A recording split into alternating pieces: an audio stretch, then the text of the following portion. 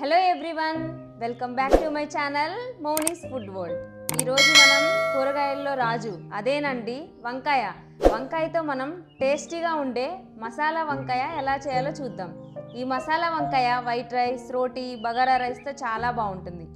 ఈ కర్రీలో వేసే మసాలా పేస్ట్ కోసం మనం 2 టేబుల్ స్పూన్ల ధనియాలు, 1 టేబుల్ స్పూన్ జీలకర్ర, 2 టేబుల్ స్పూన్ల గసగసాలు, 1 ఇంచు దాల్చిన చెక్క, 2 యాలుకలు, 3 లవంగాలు, 7 నుంచి 8 వరకు వెల్లుల్లిపాయలు, చిన్న సైజు అల్లం ముక్క, 2 మీడియం సైజు ఆనియన్స్ని బాగా నిలువుగా కట్ చేసుకోవాలి. అలాగే 8 నుంచి 10 జీడిపప్పులు. మీరు జీడిపప్పులకు బదులుగా పల్లీలు కూడా వేసుకోవచ్చు.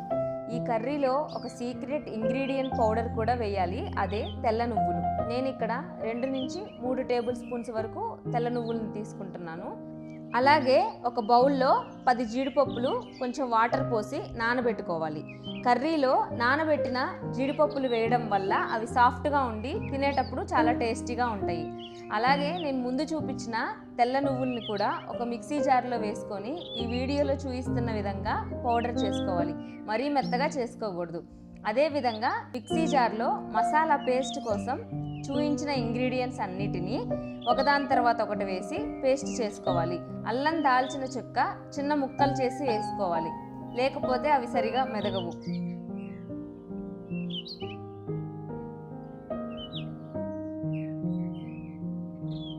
ఈ విధంగా వీడియోలో చూపిస్తున్న పేస్ట్ ఒక బౌల్లో తీసుకొని అందులోకి 1 స్పూన్ ఉప్పు, 1 స్పూన్ కారం, చిటికెడు పసుపు వేసి బాగా కలిసేలాగా మిక్స్ చేసుకోవాలి.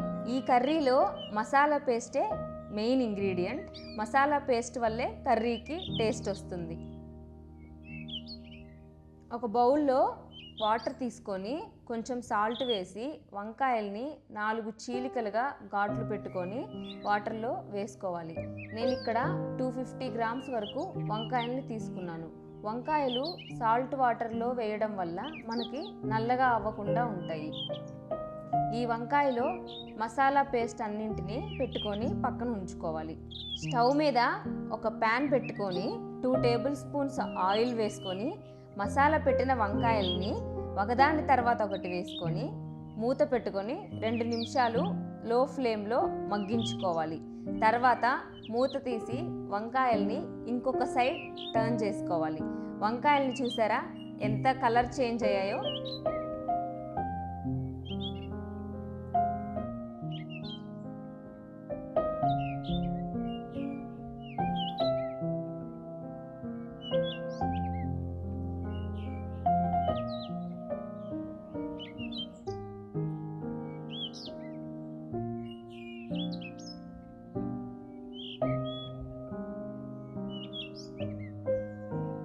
మళ్ళీ మూత పెట్టుకొని మళ్ళీ లో ఫ్లేమ్లో స్టవ్ పెట్టుకొని 2 నిమిషాలు మగ్గించుకోవాలి.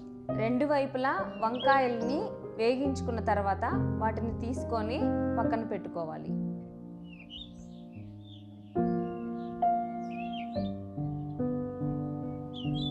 అదే ప్యాన్లోకి కట్ చేసుకున్న 2 పచ్చిమిరపకాయలు, 2 మీడియం సైజ్ ఆనియన్స్ ముక్కలు వేసి 2 నిమిషాలు మూత పెట్టి మగ్గించుకొని ముందుగా నానబెట్టుకున్న జీడిపప్పులు కూడా వేసి వేయించుకోవాలి. వంకాయలలో పెట్టగా మిగిలిన మసాలా పేస్ట్ని కూడా వేసి కొంచెం నీళ్లు పోసి బాగా వేయించుకోవాలి. మూత పెట్టి 5 నిమిషాలు మసాలా బాగా మగ్గించుకున్న తర్వాత అందులోకి ముందుగా పౌడర్ చేసుకున్నటువంటి తెల్ల నువ్వుల పౌడర్ ఒక 2 to 3 టేబుల్ స్పూన్స్ వరకు వేసి ఆనియన్స్ అండ్ పచ్చిమిరపకాయలతో కలిసేలాగా బాగా కలుపుకోవాలి.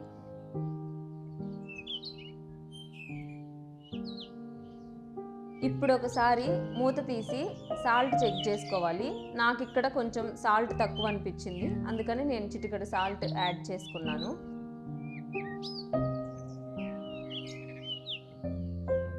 ఇప్పుడు మూత తీసి ముందుగా పక్కన పెట్టుకున్నటువంటి వంకాయల్ని కూడా వేసి బాగా కలుపుకోవాలి. తర్వాత మూత పెట్టి 10 నిమిషాలు మగ్గించుకోవాలి.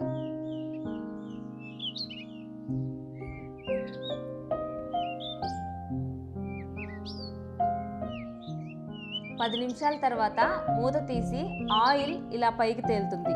ఆయిల్ పైకి తేలిన వెంటనే కూర రెడీ అయిందన్నమాట. అంతే, ఎంతో టేస్టీగా ఉండే మసాలా వంకాయ రెడీ అయిపోయింది.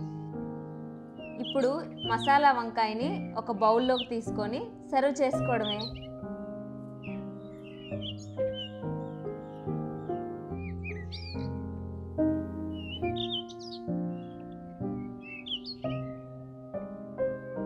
ఈ కర్రీ అనేది చాలా టేస్టీగా ఉంటుంది. ఈ వీడియో మీకు నచ్చినట్లయితే వీడియోని లైక్ చేసి షేర్ చేయండి, కామెంట్ కూడా పెట్టండి. Thanks for watching. See you in next video.